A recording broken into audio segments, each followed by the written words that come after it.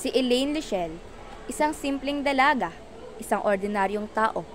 Ngunit ang kanyang pagpasok sa paaralan Academy Avilair, isang institusyon para sa mga batang may kakaibang kakayahan, ay magbubukas ng isang bagong kabanata sa kanyang buhay. Isang kabanata na puno ng misteryo, kapangyarihan at isang lihim na matagal nang tinatago. Handa ka na ba? Tuklasin ang natatanging kakayahan. Mare, meron ka bang pampalasa dyan?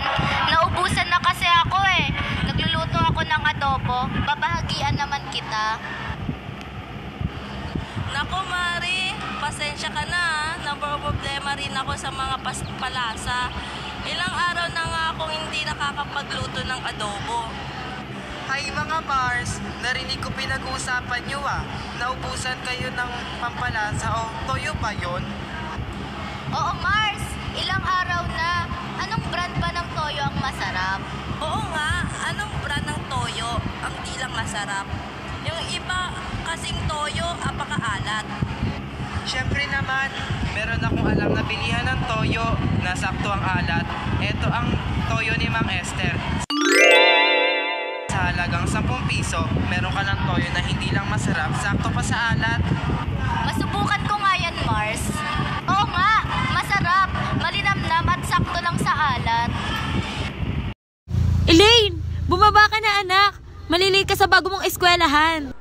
Teka lang po, ina. Pinukuha ko pa po yung mga gamit ko. Bababa na din po ako. Ayan na naman siya. Kahit sa bagong eskwelahan, uli pa rin siya pumasok. Sigurado ba tayo dito talaga siya mag-aaral? Wala siya kapangyarihan. Tapos, wala na tayong gagawin? Mahal, alam natin na baka si Elaine ang hinahanap na tatalo sa kadiliman. Nag-aalala lang ako para sa kanya, mahal. Kita mo naman na wala siyang kapangyarihan at baka matukso lang siya sa bago niya eskwelahan. Sebastian, walang mangyayari na masama sa kanya. Alam mo kahit ganyan yung anak mo, marunong din lumaban yan. Ma, pa, handa na po ako. Mag-ingat ka anak, dahil sa eskwelahan na iyon ay may mga namumukod tanging estudyante. Kaya meron nag-aantay sa iyo na isang guro para malaman mo ang kwento ng eskwelahan na iyon. Ang pangalan nito ay Evelyn. Evelyn ang pangalan ng gurong susundo sa'yo. Salamat, ma, pa. Iingatan ko po ang sarili ko.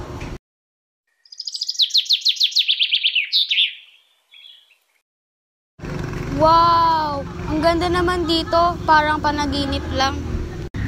Habang naglalakad si Elaine sa loob ng paaralan, hindi niya maiwasang mamangha sa kagandahan nito. Maraming estudyante ang nakasulubong niya. Lahat sila ay may kakaibang aura. Teka, sino kaya sila? Bakit parang nakatingin sila sa akin? Anong meron? Nakakatakot naman sila. Makaalis na nga dito. Lalo siyang kinabahan nang makita niya ang mga kakaibang kakayahan ng mga estudyante. Parang may hindi nakikita na nagaganap sa paligid. Biglang nag-ingay ang lahat sa gitna ng kaguluhan. May isang babae ang lumapit kay Elaine. Ikaw ba si Elaine? Oo nga, ako nga. Sino ka? Ako si Evelyn. Ako ang magiging guide mo dito sa Academia Avilair. Halika na, ipapakilala na kita sa mga kaklase mo at pagkatapos nan, ililibot kita sa eskwelahan na ito. Pwede pong saglit lang. Naiihi na po kasi ako. Pupunta lang po muna ako sa banyo. Sige, pumunta ka muna ng banyo. May kukunin lang din ako saglit. Babalikan kita maya-maya. Nagmamadaling nagtungo si Elaine sa banyo. Hindi niya alam kung bakit, pero parang may masamang pakiramdam siya. Ano ba itong nararamdaman ko? Parang may nakatingin sa akin. Palingon si Elaine sa pinto ng banyo. Bigla na lang itong bumukas at may isang lalaki ang pumasok. Hoy, ano ginagawa mo dito? Bakit ka nakapasok sa paaralang ito? Teka, hindi kita kilala. Sino ka? Ako? Hindi mo kilala? Ako si Austin.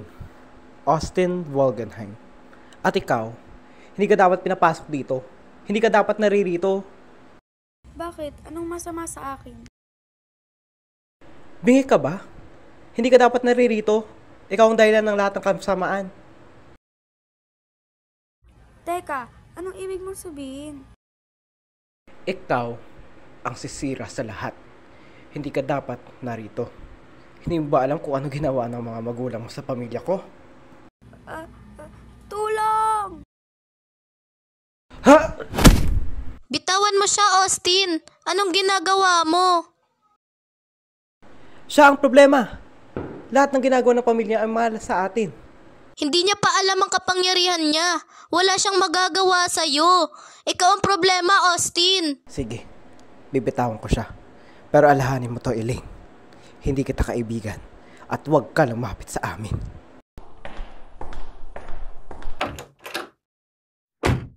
Okay ka lang ba, Elaine? Pasensya na. Dapat hindi kita iniwan. Okay lang ako. Sino yung lalaki na yun? Siya si Austin Volgenhim. Ang Volgenhim family ay may kaaway na Loshal family. Kaya ganun siya sa'yo. Pero wala naman akong ginawa sa kanya. Hindi ko naman alam na magkaaway ang pamilya namin. Kahit na, meron pa rin siyang galit sa'yo. Kung ano man ang mangyari ulit, tawagan mo lang ako. Pinakilala ni Evelyn si Elaine sa kanyang mga guro at kaklase. Ano ba yan? Ang try na naman ng hair ko. Oo nga eh. Tapos damage pa. Dai, damage ba? Sabi mo? Meron akong solusyon dyan. Gamitin mo tong Coco Silk. Makakatulong ito para maging maayos at smooth yung buhok mo. At meron din itong 100% organic na coconut oil at mabango din ito sa buhok. Kaya ano pang hinihintay mo? Try mo na! Sige. Tatry ko na lang muna to. Kaya nga eh, salamat sa Coco Silk naging soap, mabango at smooth na ang buhok ko. Try mo na din para umayos lalo yung buhok mo. Sige, try ko din yan.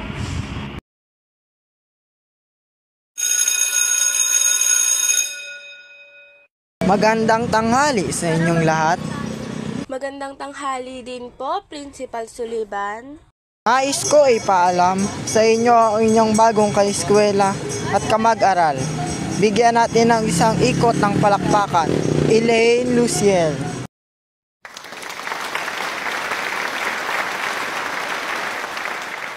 Kinagagalak kitang makilala, Elaine. Marami akong narinig tungkol sa iyo dahil sa mga magulang mo. Talaga po? Sabi din po nila magkaibigan po kayo simula pagkabata. Ay, Diyos ko, totoo yan. Matagal ko nakilala ang mga magulang mo. O sige, marami pa akong gagawin. Basta alalanin mo na kahit wala kang kapangyarihan, ay hindi ibig sabihin na ay hindi special. Pagkaalis ng punong guro ay may lumapit kay Elaine. Austin, ito bang kinukwento mo sa amin? Babaeng walang kapangyarihan? Oo, siya yan. Ang pinag-uusapan ng buong paaralan, Elaine Luciel. Halata naman, walang kaiba-iba sa isang ordinaryong tao. Ano ba kayo? Wala siyang ginagawa sa inyo. Kaya nga, magsilayas nga kayo. Bastos kayo ah! Di naman kayo kinakausap. Oo nga! Bastos! Kayo ang bastos, wala naman siyang ginagawang masama ah. Ito, para sumarado naman yung bibig mo. Nangangamoy ka na. Nakalimutan ko kasi maglagay ng deodorant, pre. Deodorant pa sabi mo? Try mo tong speed smell. Meron itong cooling effect at nakakaputi din ito ng kilikili sa loob ng 7 araw. Talaga ba, pre? Sakto nagkakaroon din ako ng dark spot sa kilikili ko. Makakatulong sa iyan, pre. Ganyan din ako dati. Pero nung sinubukan ko ang deodorant na ito, bumango at pumuti ang kilikili ko. Kaya try mo na, pre. Mura lang ito, sa halagang 40 pesos lang. Sige mga pre, maraming salamat. Wala nang anuman, pre. Austin Volgenhim, Elaine Luciel. Sundan niyo ako sa guidance office gayon din. Ha? Ako din? Kakausapin ko kayong dalawa. Hindi ako papayag sa ganitong ugali. Itong babae kasi may kasalanan eh.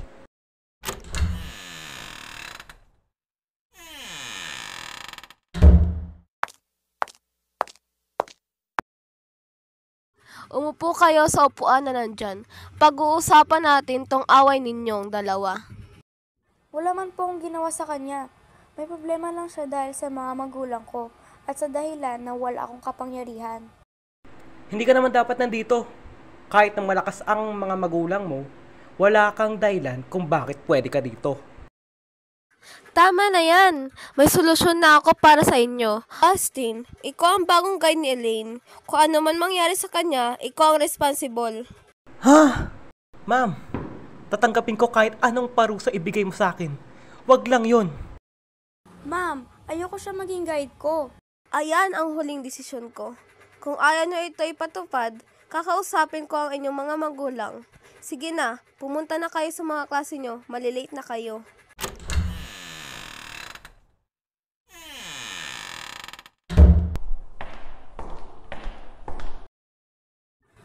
Alam mo, hindi sana ganito maging sitwasyon natin kung pinigil mo lang ang masamang ugali mo sa akin.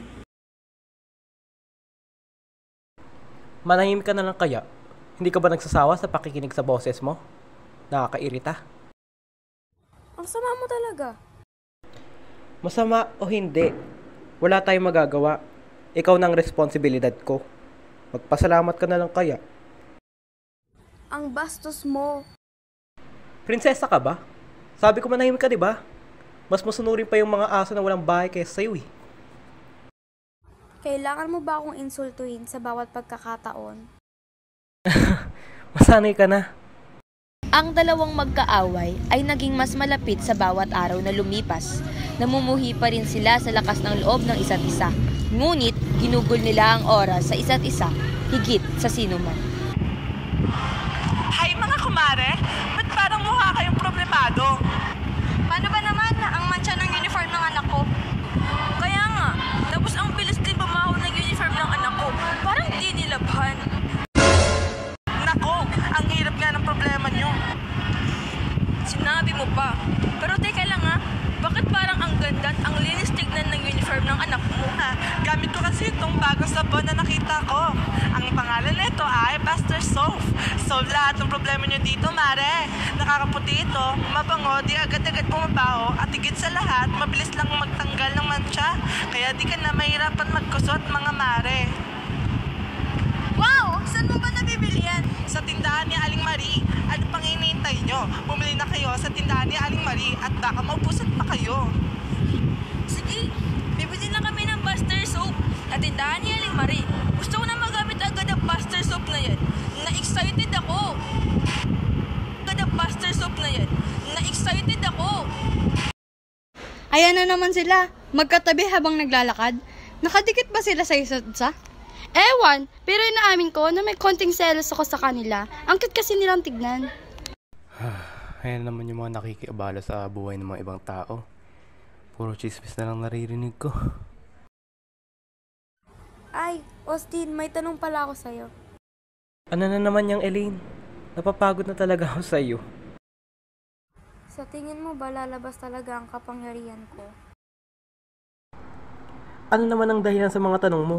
Mukha ba akong may sagot sa lahat ng iniisip mo, Elaine? Ang dami mo kasing alam at ikaw yung guide ko. Malamang ikaw yung itatanong ko, di ba? Nakakaloka ka talaga. Sige na! Kala ko ikaw yung pinakamatalino dito sa eskwelahan na ito. Sigurado ako meron kang sagot. Ikaw nagpapasya kung gusto mo ilabas ang kapangyarihan mo. Ang kapangyarihan natin ay lumalabas kung talagang naniniwala ka na meron nagkakaiba sa iyo. Ganon lang kadali. Aba, malamang hindi. Sa edad mo, kailangan mo na ng mga kapangyarihan para ilabas ang kapangyarihan mo. Meron ka bang alam na mga mahika?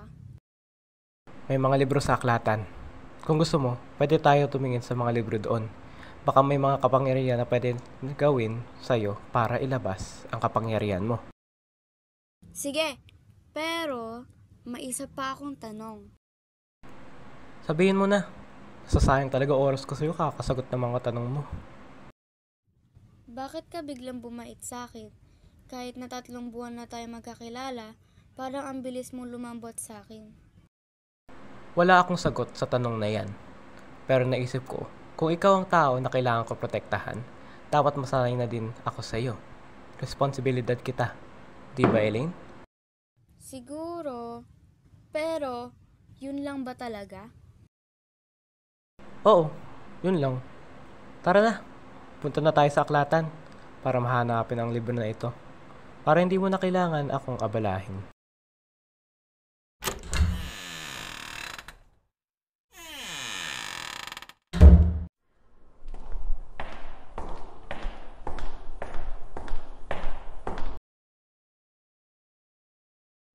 Wow!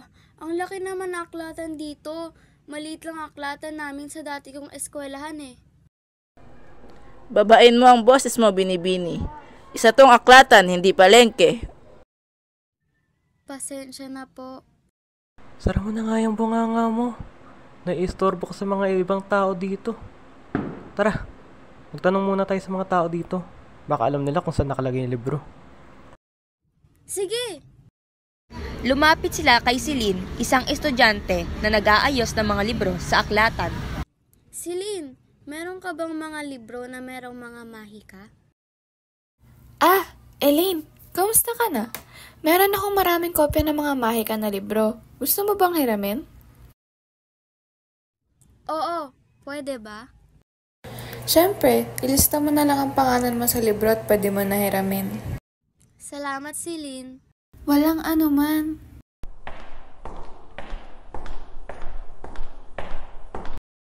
Austin, nakuha ko na. Basahin mo dali. Oo na, teka lang. May solusyon ba? Meron ba na mahika na pwede ilabas ang kapangyarihan ko? Iba ang sitwasyon mo. Dapat madali lang dahil may mahiwagang magulang ka. Sa tingin ko, ay aayusin ka ng vertex spell. Pero, medyo mapanganib ito. Kailangan ng isang tao na may kapangyarihan itama ka ng malakas na kapangyarihan hanggang mahimatay ka at pagising mo, makukuha mo na ang iyong kapangyarihan. Anong ibig mo sabihin? Mamamatay ba ako pag ginawa natin? Hindi ka mamamatay, pero baka mawala ang mga alaala mo sa mga kapangyarihan. Ibig mong sabihin na baka hindi kita maalala? Hindi ko maalala ang mga kaibigan ko o ang kapangyarihan ng mga magulang ko? Gagana lang ang kapangyarihan mo kung naniniwala ka talaga may kapangyarihan ka. Natatakot ako. Pag-isipan ko muna. Elaine, makinig ka sa akin.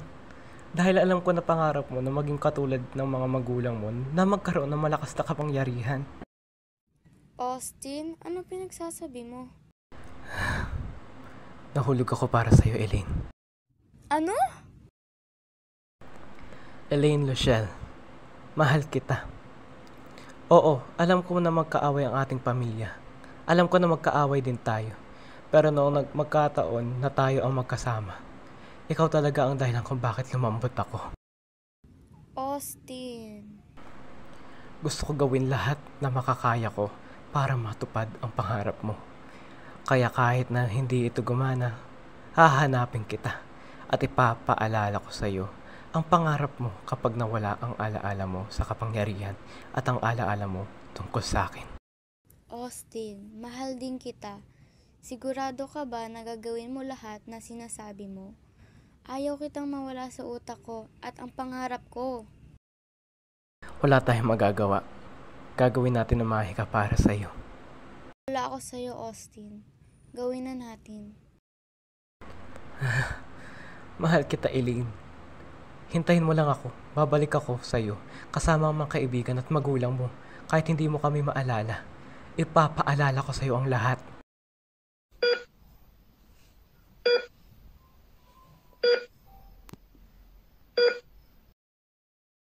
Doc, gumalaw siya. Hay, salamat. Akala ko matagal pa ang kanyang koma. Ang bata pa naman. Sigurado ko ba na wala siyang identifikasyon? Hindi natin alam kung sino ang kanyang pamilya. Wala, Doc. Sanang makita niya na ang mga balita para alam niya. dahan-dahan ang pagbukas ng mga mata ni Elaine. Hi, Be! Nagawa mo na ba yung takdang aralin sa Pilipino? Ang fresh mo ngayon, Bea. Pero bakit yung hininga mo amoy kanal? Ang baho nga! Try mo kaya tong floatin. Nakaka-fresh, nakakaputi ng ngipin, at higit sa lahat, meron itong cooling effect. Tara din, samahan mo ko sa CR para magamit ko tong floatin. Sige, tara! Wow! Nakakaputi nga siya ng ngipin. At nakakabango pa ng bunganga. Oo nga, di na ako maimatay sa amoy ng bunganga mo. Ano pang hinihintay nyo? Bili na kayo netong floatin. 12 pesos lang sa tindahan.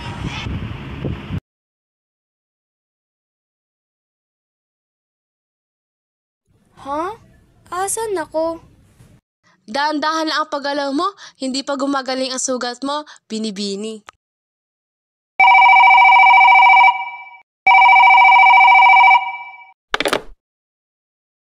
Kamusta?